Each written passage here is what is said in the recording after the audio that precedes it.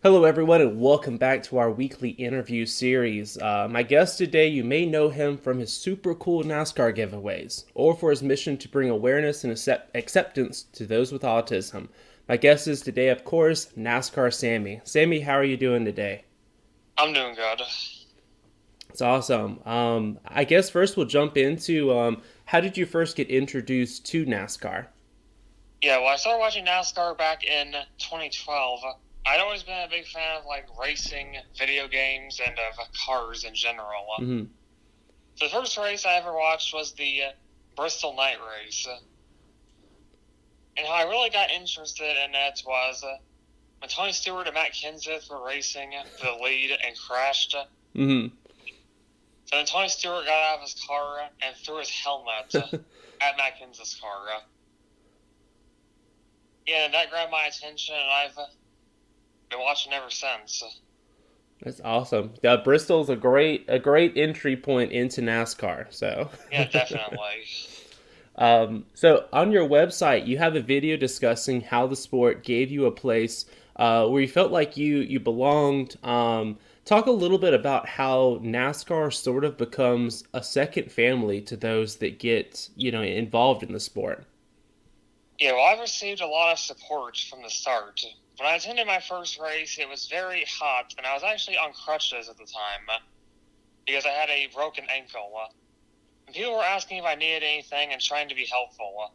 Ben Kennedy's spotter at the time, Jimmy Kitchens, picked us up when we were walking to the infield and drove us around. So everyone's just been very friendly and welcoming, and it's been that way at every race since. I've gotten to know lots of drivers, crew members, and other fans, NASCAR officials, and media people over the years. I've received a lot of support from my autism awareness program from everyone. Yeah, I do a lot of giveaways on Twitter, bring attention to it, which is hopefully is helping raise awareness. A lot of NASCAR fans send me things for giveaways. And then last year, I went in the camper on Twitter from the giveaway by Marcus Lemonis.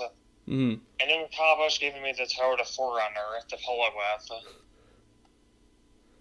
it's been pretty great.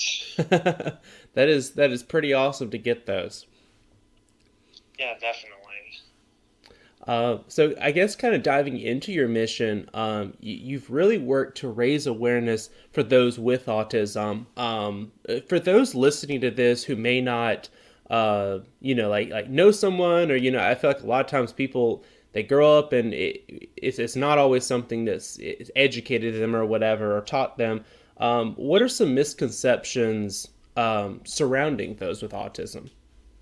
Well, I'd say the biggest misconception is thinking that all autistic people are the same. Hmm.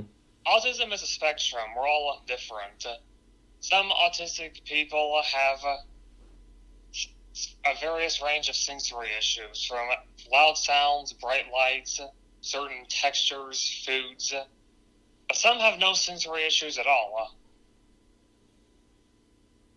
Yeah, and there's other, and also people tend to perceive autistic people as having a lack of empathy.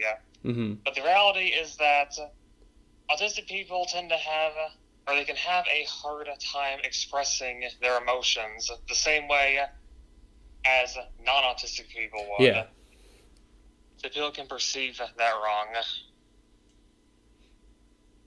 Yeah, that was something that I enjoyed. The place I work at, they have a program with a lot of different people that work there, and it was something when I first got involved. I was like, okay, I have this stereotype in my mind of okay, well, if you have autism, this is this place you're in. But working there, I realized quickly how wrong I was because I was like, there is not this box, of oh, this is how Yeah. everyone works, and I was like, man, like it's just like talking to anyone else. I'm like, there's all these different. So it was cool for me to be someone like I said that I didn't grow up. Having someone say, all right, here's this information. So it's cool getting to see you reach out and getting to educate so many people that may be in the same position as me. Yeah, well, that's what like all of my program has been, just to educate people, bring awareness. So tell us a little bit about becoming a Kyle Busch fan, because I feel like a lot of times he gets hate online and all, but from looking at you and being a fan of him, it's led to some really cool moments. Yeah, so it all started back in 2015 when he had the crash at Daytona, broke his leg, missed 11 races, and he came back to win the championship. So that kind of taught me like to never give up, and I found that very inspiring. And besides that, I've gotten to know him at the track. He's always been very friendly, always signs autographs for me, takes pictures with me. And then I have the whole chain picture story, which is where first ever race I ever attended at Chicagoland in 2016. I took a picture of him signing a piece of paper we had. So then we decided to print that picture out and then take it to our next race and had him sign the picture there.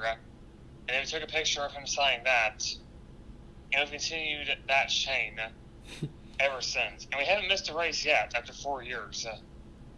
So it's been pretty good. Oh, that's really cool. So I guess to end this, you've gotten to like you said, attend some great races. But what's a NASCAR race that is top of your bucket list that you're just like, man, I gotta attend that. I want to attend it. I would say my number one race I've not attended is Charlotte. Because I think it'd be cool to go out there, see all the race shops, and see the NASCAR Hall of Fame. Mm-hmm. So other ones I'd be interested in would be the West Coast tracks, such as Phoenix for the championship race, Yeah. Las Vegas, Fontana. Those would be pretty cool. Yeah, I know a lot of people they'll say like, "Oh man, the 500," but I've had friends that have worked, at the track, and they talk about how it's such a traffic jam. But for me, we grew up 2 hours from Charlotte, so whenever we had like President's Day off or whatever, we would go up there, and it's just cool because you have the track there, but like you said, you got the Hall of Fame, and then just all of the teams there. So you can spend a couple of days just visiting race shops, and just really soaking in all of that culture. Yeah, that's a trip that I'll definitely want to make someday. So, well, I hope you get to visit it soon. Usually, when I sign off these interviews, I let the person, if they have anything going on or if they want to show people where they can find them on social media, I'll leave the floor to you to let people know where they can get more NASCAR Sammy. Alright, well, if you want to follow me on Twitter, it is at NASCAR Sammy. On Instagram, I'm Real NASCAR Sammy. And my website is NASCARSammy.com. So you can check me out in all of those different places. All right. Well, thank you very much, Sammy. And once again, thank you for being a fan of the sport, but also just helping to improve the sport from where you are. Yeah, and thanks for having me.